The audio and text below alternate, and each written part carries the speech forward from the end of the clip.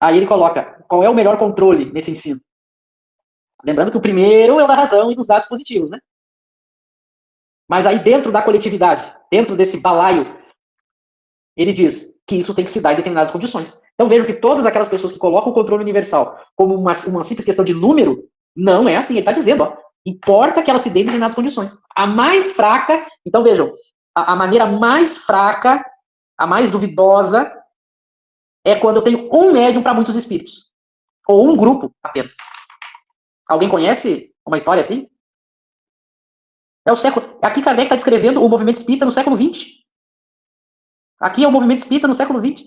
A turma que ditou o movimento espírita no século XX no Brasil e que recebeu todas as obras que passaram a ser colocadas como espiritismo, primeiro que não tinha uso da razão, porque era pautado na autoridade pessoal. Depois que não se comparava com os dados já adquiridos, porque nem se lia Kardec. E a turma que recebia isso era sempre dos mesmos espíritos e os médios eram tudo da mesma panelinha. Por isso que ele fala que só existe uma garantia. Só que tem um outro ponto que também não é falado por aqueles que falam da universalidade. Que o princípio novo, ele se dá espontaneamente. Porque quando é espontâneo, eu tenho mais garantia de que é um movimento dos espíritos superiores. Kardec tinha a possibilidade de perceber isso. Porque Kardec sabia, ao receber, quando Kardec recebia as comunicações do mundo inteiro, só ele tinha a visão do todo, né? Só ele tinha a visão do todo. E ele conseguia ver aqueles assuntos e caminhos que os espíritos estavam, de maneira geral, fomentando, iniciando, discutindo.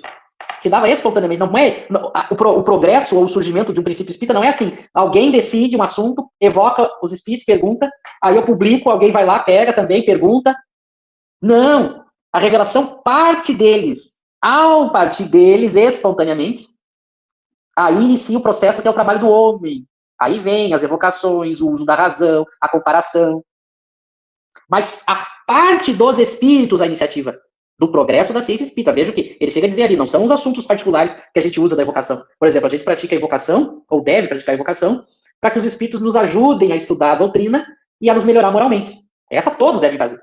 Aqui ele está falando de um princípio novo para a ciência espírita. Porque tem muita gente no meio espírita que acha que vai evoluir a doutrina espírita assim.